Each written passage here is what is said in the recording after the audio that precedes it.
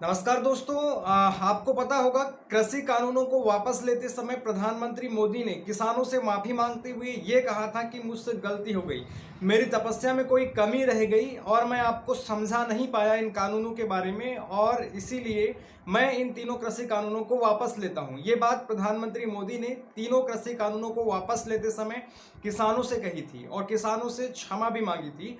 और किसानों ने, आपको पता है कि इन कृषि कानूनों के खिलाफ कितना आंदोलन किया था और जिसके पश्चात 750 से भी अधिक किसानों की मौत हो गई थी। कई भूख प्यास से मर गए, कई धूप से मर गए, किसी को बीजेपी के नेताओं ने गाड़ी से रेत दिया। इस प्रकार की घटनाएं पूरे देश भर में घटी और जिसके पश्चात प्रधानमंत्री को उन कृषि कानूनों को वापस लेना पड़ा जिन्हें किसान काले कृषि कानून का संज्ञा दिया करते थे, काले कृषि कानून बताया करते थे। और आज कंगना रनौत के द्वारा उन्हीं कृषि कानूनों को वापस फिर से लाए जाने की बात कही जा रही है। कंगना ने एक बयान दिया है कल, जिसमें वो कह रही हैं कि किसान जो हैं, कुछ ही राज्यों के किसानों ने इन कृषि कानूनों का विरोध किया था और ये पूरे देश भर के किसानों के हित के लिए ये कृषि कानून लाए गए थे जिन्हें वापस लेना पड़ा था। तो इन कृषि कानूनों को फिर से एक बार लाए जाने चाहिए और इनकी मांग खुद किसानों को किए जाने चाहिए, ऐसी बात वो कह रही हैं। यानी कि आप देखते हैं प्रधानमंत्री मोदी जिन्होंने माफी मांगते हुए कृषि कानूनों को वापस लिया, उनकी भी जो है यहाँ पर कंगना जो है उड़ा रही है धज्जियां, उनकी हंसी उड़ा रही है और एक तरफ किसानों के ऊपर जो है जख्म पर हाथ फेर रही है। जो किसान मरते दम तक उस कृषि कानून के खिलाफ आंदोलन करने के लिए तैयार थे और जिनके आंदोलन के बदौलत कृषि कानून वापस लिए गए थे, फिर से उन्हीं कृषि कानूनों को वापस लाए जाने की बात यहाँ पर कंगना रनौत कर रही है। और ये जो है विपक्ष इसको लगातार घेरते हुए बातें कह रहा है कि किस प्रकार से किसानों के खिलाफ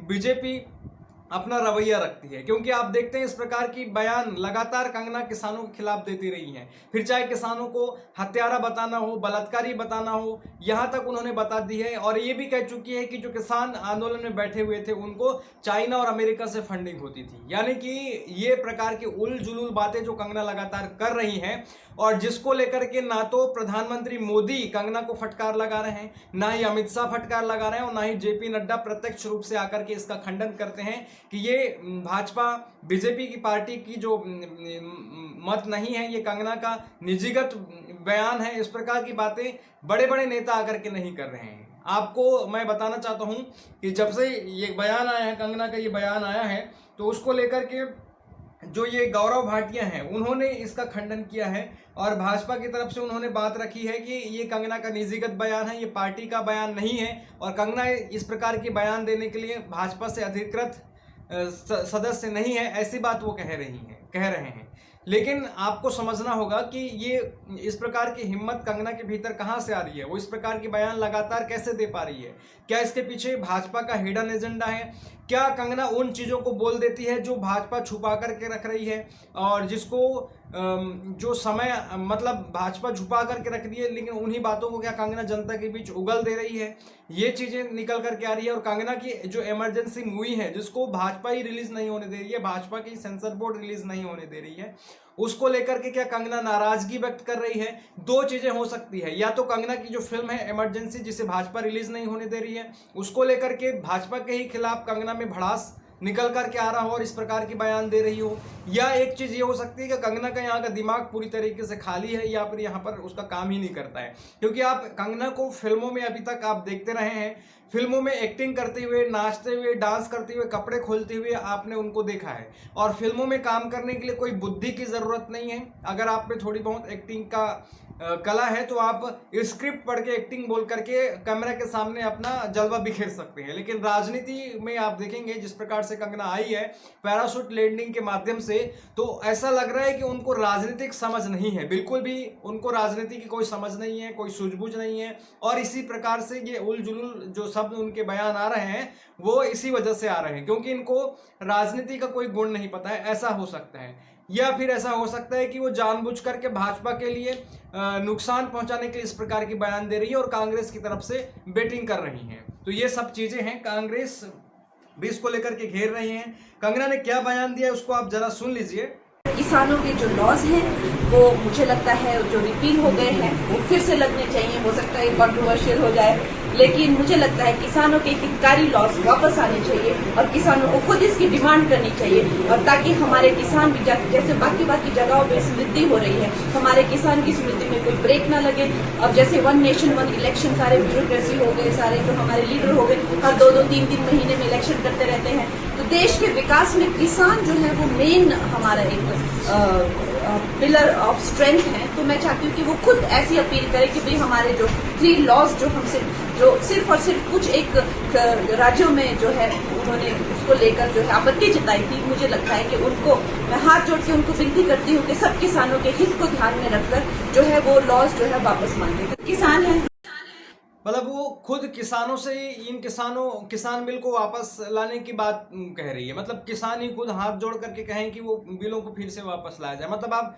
सोच सकते हैं, जिन किसानों ने अपनी जान तक दे दी उन कृषि कानूनों को वापस लेवाने के लिए, उन्हीं कृषि कानूनों को फिर से लाने के लिए किसान मांग करेंगे। ये बात वो कह रही हैं। और ये बात कहते हुए ये भी कह रही हैं कि हो सकता है ये कंट्रोवर्शियल हो जाए, यानी कि उनको पता है कि ये बात मैं जो बोल रही हूँ कंट्रोवर्शियल होगी ही। यानी कि आप समझ सकते हैं इनके भेजा कोई काम नहीं कर रहा होगा, या फिर भाजपा का ये भाजपा में रहकर ही भाजपा का नुकसान कराने का ठान रखी है, ऐसा भी हो सकता है। और भाजपा कोई इसका 3 बार हो गया खंडन करती है, मतलब ये तीसरी बार है भाजपा ने ये कह दिया कि ये भाजपा का आधिकारिक बयान नहीं है, और इस प्रकार की आधिकारिक बयान देने के लिए कांगना जो है अधिकृत सदस्य नहीं है, हम ये कांगना का निजी बयान है, ऐसा भाजपा उसे किनारा करती जा रही है। और इस प्रकार के किनारे करने के लिए कौन आ रहे हैं? छोटे भैया नेता आ रहे हैं, जबकि सामने आना चाहिए प्रधानमंत्री को, जेपी नड्डा को या फिर अमित शाह को, और खुद सामने आकर के उनको खंडन करना चाहिए कि इस प्रकार की बातें उलझुल जो बातें कंगना कह रही है वो पार्टी का कोई बयान नहीं है, आधिकारिक बयान नहीं है। लेकिन कौन इस प्रकार की बातों का खंडन करने आते हैं? गौरव भाटिया। ये क्या कह रहे हैं सुनिए जरा आप इनको। तमाम सोशल मीडिया प्लेटफॉर्म्स पर कंगना रनौत जी, जो कि भाजपा की सांसद नेत्री हैं, उनका एक बयान 3 कृषि कानूनों को लेकर, जो कि पहले वापस लिए गए थे, चल रहा है। मैं बिल्कुल स्पष्टता से कहना चाहता हूं, ये बयान कंगना रनौत जी का व्यक्तिगत बयान है, एवं भारतीय जनता पार्टी की तरफ से ना कंगना रनौत जी ऐसा कोई बयान देने के लिए अधिकृत हैं, और ना ही उनका बयान जो पार्टी की सोच है 3 कृषि कानूनों को लेकर उसको दर्शाता है। इसलिए उस बयान का हम खंडन करते हैं। तो इस प्रकार से खंडन करने के लिए ये गौरव भाटिया जैसे नेता जैसे लोगों को सामने कर देती है भाजपा, जबकि आपको पता है कि इनका उतना बड़ा कोई कद नहीं है। तो बड़े कद के नेताओं को इसका खंडन करने के लिए आना चाहिए, अमित शाह को आना चाहिए, जेपी नड्डा को आना चाहिए, प्रधानमंत्री मोदी को आना चाहिए। और अगर ये बड़े नेता इसका खंडन करने के लिए नहीं आते हैं तो कहीं ना कहीं ये सोची समझी साजिश हो सकती है भाजपा की, और ये भाजपा की अंदर की विचारधारा हो सकती है, जिनको जो है कंगना जनता के सामने आकर के उगल देती है। ये सारी चीज़ें जो है निकल कर के आ रही है, और जब से भाजपा ने इसको लेकर के कंगना को फटकार लगाया है और भाजपा पार्टी ने इस बयान से किनारा किया है, तो कंगना का जो चेहरा है वो पूरा झुलसा हुआ मासूम सा नजर आएगा। और किस प्रकार से वो माफ़ी मांग रही हैं अपने इस बयान को वापस लेते हुए, उसे सुनिए आप। यानी कि उन्होंने इस बयान को वापस भी ले लिया, कल बोलती है दूसरे दिन वापस भी ले ली अपने इस बयान को, और बोल रही है कि कृषि कानूनों पर मैं अपने शब्द वापस लेती हूँ, मतलब माफ़ी भी मांग रही है। मतलब आप सोच सकते हैं कि बोलने से पहले नहीं सोचती है और माफ़ी मांगने के लिए आ जाती है। तो इनको कौन बार बार माफ़ करता रहेगा? क्योंकि इन्होंने किसानों को हत्यारा तक बताया, बलात्कारी तक बताया, ये कह दिया कि उस किसान आंदोलन में रोज दिन हत्या हो रहे थे, रोज दिन बलात्कार हो रहे थे, और उस किसान आंदोलन को फंड प्रदान हो रहा था। फंड कौन दे रहा था? अमेरिका और चाइना। मतलब आप सोच सकते हैं लगातार भाजपा के नेताओं ने इन किसानों को बलात्कारी, हत्यारा, आंदोलनजीवी, आंदोलनकारी, आतंकवादी, नक्सलवादी और वो क्या बोलते हैं खालिस्तानी तक कह दिया। और जबकि इनके पास कोई प्रूफ नहीं है किसी किसान को वो खालिस्तानी साबित कर सके, या फिर किसी को बलात्कारी साबित कर सके, जबकि पूरा का पूरा सिस्टम इनके हाथ में है, शासन प्रशासन से लेकर के खुफिया एजेंसी तक है। अगर वो किसी किसान को आतंकवादी बता रहे हैं, किसी किसान को नक्सलवादी बता रहे हैं, किसी किसान को वो खालिस्तानी बता रहे हैं, तो वो प्रूव कर दे इसकी जनता के सामने कि वो खालिस्तानी है या आतंकवादी है। लेकिन नहीं, इस प्रकार का काम नहीं कर सकते, इस प्रकार का कोई प्रूफ उनके पास नहीं है, बस लांछन लगाने का काम इनको करना है बस। तो ये क्या माफी मांग रही है इस कृषि कानून पर जो उलझुल बयान दिए, उसे लेकर के सुनिए जरा। मैंने ये सुझाव दिया कि किसानों को फार्मर्स लॉ वापस लाने का प्रधानमंत्री जी से निवेदन करना चाहिए। मेरी इस बात से बहुत सारे लोग निराश हैं और डिसअपॉइंटेड हैं। जब फार्मर्स लॉ प्रपोज हुए थे तो हम बहुत सारे लोगों ने जो है उनका समर्थन किया था, लेकिन बड़ी ही संवेदनशीलता से और सहानुभूति से हमारे माननीय प्रधानमंत्री जी ने वो लॉज जो थे वापस ले लिए थे। और ये हम सब कार्यकर्ताओं का कर्तव्य बनता है कि हम उनके शब्दों की गरिमा रखें। मुझे ये बात भी ध्यान रखनी होगी कि मैं अब एक कलाकार नहीं, भारतीय जनता पार्टी की कार्यकर्ता हूँ और मेरे ओपिनियंस अपने नहीं होने चाहिए, वो पार्टी का स्टैंड होना चाहिए। तो अगर मैंने अपने शब्दों से और अपनी सोच से किसी को डिसअपॉइंट किया है, मुझे खेद रहेगा। I take my words back. Thank you. इस प्रकार की उल जुलूल नेता हैं ये। आपको इनको इतना समझ नहीं है कि मैं जो बयान दे रही हूँ वो कौन सा बयान दे रहा हूँ। कृषि कानूनों को वापस लेते हुए प्रधानमंत्री ने किसानों से माफी मांगा था भाई, और ये कहा था कि मेरी तपस्या में कोई कमी रह गई होगी, इसीलिए मैं आपको समझाने में नाकाम रहा, मैं आपको समझा नहीं पाया।